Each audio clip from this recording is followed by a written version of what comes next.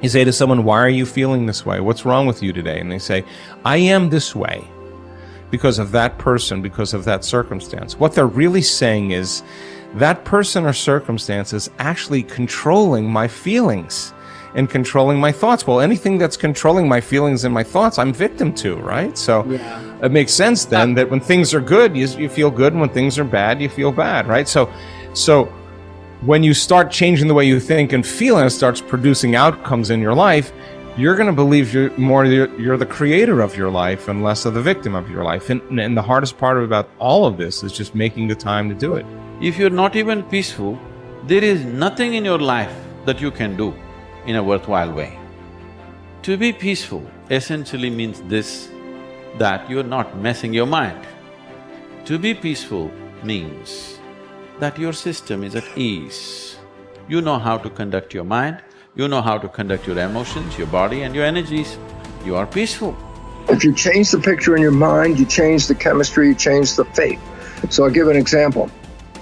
If I have a picture of love in my mind, the brain releases complementary chemistry, dopamine, pleasure, oxytocin, bond with your loved one, growth hormone, which does exactly what it says. It enhances your growth, and that's why when people fall in love, the chemistry of the brain going into the blood, the culture medium, enhances vitality. People glow when they fall in love. People are healthy when they fall in love. It's not an accident, it's the chemistry of your culture medium. But now I say, but wait, what if I have a picture of fear? I go, oh, well, love chemistry doesn't come out when fear is in the picture. The brain releases stress hormones and factors that affect the immune system and growth of the system. And I go, oh my goodness. I say, why is it relevant? Changing my thought changes my chemistry. The chemistry adjusts my biology. So if I can control my thoughts, I can control the chemistry, and therefore I control the biology. So all possibilities already exist. You don't have to create the possibility. In fact, all you have to do is become aware that it exists. The moment you do that, you're changing the thought and you're producing a different frequency. Now, if the person is astute enough to feel the frequency of the thought in the quantum and not wait for the experience to happen, but the thought of abundance would produce the feeling of abundance. Tell guilt, shame, the past, I've changed my mind. I'm not living condemned, listening to the accusing voices. I'm forgiven, I'm redeemed, restored, my future is bright. Tell lack, struggle, not having enough, I've changed my mind. That is not my destiny. I will lend and not borrow. What I touch will prosper and succeed. Abundance, overflow, increase is coming my way. Train your mind. Train your mind not to focus on the problem and make it bigger, but focus on the solution to solve it. Stay positive, stay focused, and most importantly, stay strong. The way we've been using our thoughts are not necessarily productive. As a matter of fact, sometimes our investments of our thoughts are actually counterproductive because our thoughts create a reality that we then have to overcome. So basically it says that we must start to become aware of our thoughts. And why is this important? Because thoughts represent units of energy. Every time you have a thought, you use energy. Why this becomes relevant is, if I give you a checkbook for your bank account, you don't go down the street and just write checks to people like, oh, hey, you're a nice looking guy. Here's $10 for you. And oh, here, little girl, go out and buy yourself a little car. Here's $1,000 for you. And you don't give away your money. Why? Because giving away your money is giving away your life. So basically, you become very frugal when you have a checkbook in your hand. Now, what I'm trying to tell you is this. You have an energy budget in your body. The energy is what keeps you alive.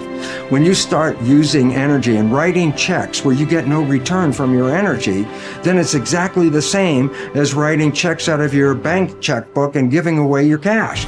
So why this becomes important is the biology of belief reveals how our thoughts create our reality. And if you start investing in thoughts that are counterproductive, thoughts like fear, or what am I going to do, and how am I going to escape this problem, or how's this going to go wrong, and all these other kinds of thoughts that are negative kinds of thoughts, then realize this. You are actually not just using your energy for having these thoughts, but these thoughts are also what come into your reality. What you focus on with your thoughts, your brain will manifest as reality. William James from Harvard said, believe and your belief will create the fact. All things are possible if you believe. Well, you know, I studied for a long time. I started to study this book, Think and Grow Rich. And he talks about belief in here. He says, you're not ready for what you want until you believe you can get it. I found that the only two sources of reference we could go to find out anything about ourselves is science and religion. They all say you've got to believe. So I got figuring out, how do you believe? How do you change a belief? Interesting subject, because I'm going to tell you something. Your results are nothing but the manifestation of your belief system. Well, our belief system, now listen carefully, is based upon our evaluation of something. And frequently when we reevaluate a situation, our belief about that situation will change. Let me repeat that. Our belief system is based upon our evaluation of something. Frequently, if we reevaluate a situation, our belief about it will change. I began reevaluating who I was. I started to study. I never stopped studying. And I found as I reevaluated, I had a much higher opinion of myself.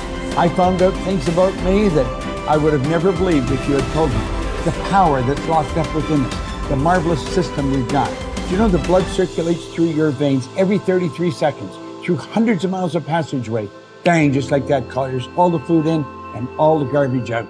Stop and think of the central nervous system. It's the most complex electrical system in the world. And you've got it. Think of your brain, an electronic switching station like that. You can change the vibration of yourself and everything around you. We have awesome powers, and it's all based on what you believe about you. Nothing is so embarrassing as watching someone do something that you said could not be done. People who embrace possibility thinking are capable of accomplishing tasks that seem impossible because they believe in solutions. When you believe you can do something difficult and you succeed, many doors open for you. Big thinkers are specialists in creating positive, forward-looking, optimistic pictures in their own minds and in the minds of others. If you embrace possibility thinking, your dreams will go from molehill to mountain size, and because you believe in possibilities, you put yourself in position to achieve them. The winners in life think constantly in terms of I can, I will, and I am. Losers, on the other hand, concentrate their waking thoughts on what they should have done or what they don't do. If you believe you can't do something, then it doesn't matter how hard you try, because you've already lost. If you believe you can do something, you have already won much of the battle.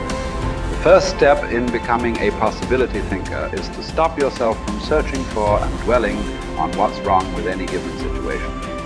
Sports psychologist Bob Rotella recounts, I tell people, if you don't want to get into positive thinking, that's okay. Just eliminate all the negative thoughts from your mind.